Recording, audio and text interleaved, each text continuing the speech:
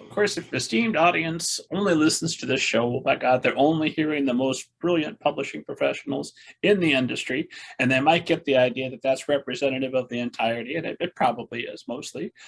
But I am frustrated by this idea of there not being comps, therefore this book won't work. Where's the let's create the comp?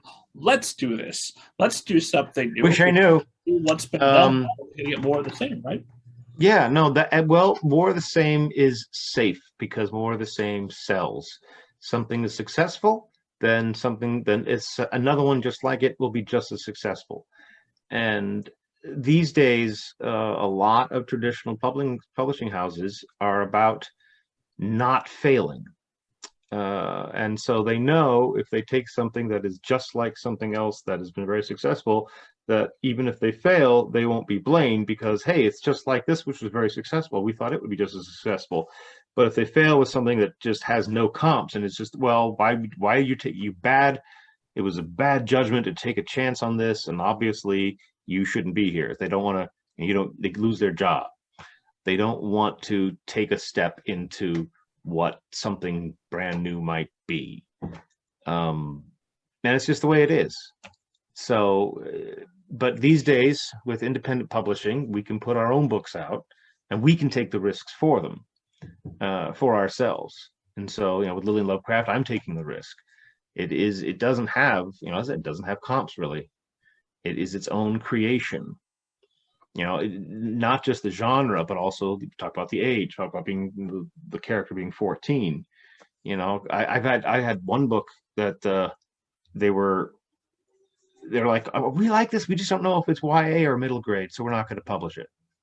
I've heard that before, with characters too old to be published.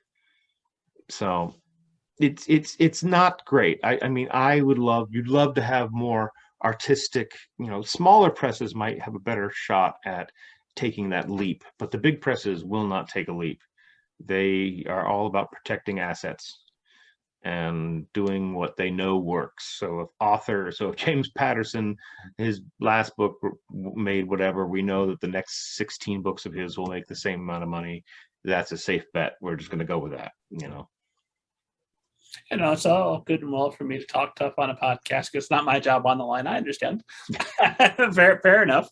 So when do you start thinking that maybe Lillian Lovecraft is going to be better off independently published? Well, I considered it for a while, but hadn't really made any moves or doing anything. And then I belong to a group called Spooky Middle Grade. You can get us at spookymiddlegrade.com. Basically we are writers of Spooky Middle Grade. And one woman said she was thinking about going independent. She wanted to know if anyone else wanted to take the leap with her. And so I was like, you know what? Yes, I will take the leap with you. And then she ended up backing off, but I went forward with it. And this is only, it's only a year ago or so. I said, I want to make this happen. And I had the book that I want to do it with. Like, I'm not going to write something new.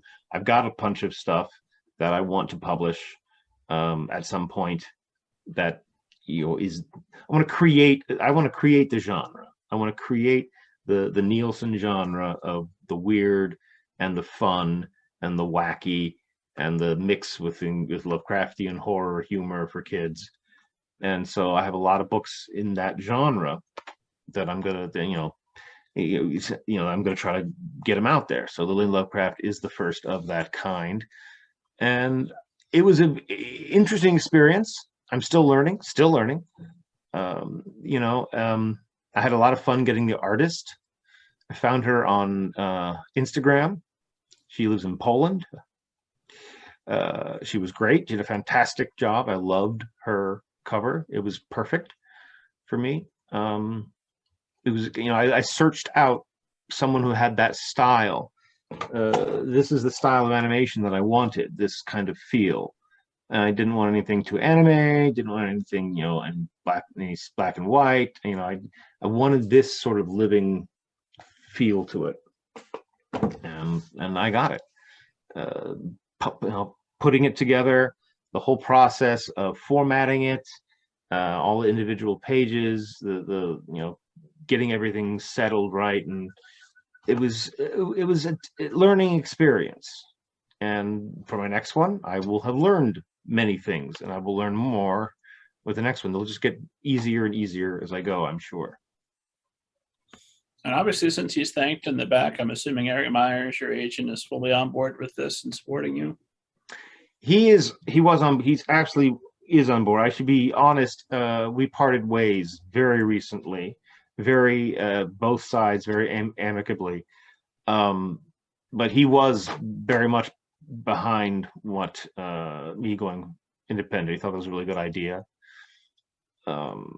So hopefully the idea is to draw enough interest with my books and get them in there with the ones that I've done, that other publishers will see, oh, he's got these books and they sell, so we can take a little risk on him because we know he's sold these books, etc., etc.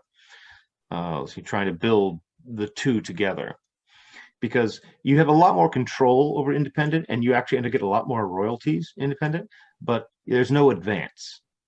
So in fact, the advance is out of your pocket, which is different.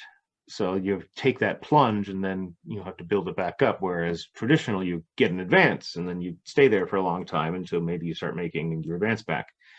You don't have to make an advance back when you self-publish. You just start getting royalties from the beginning, which is good.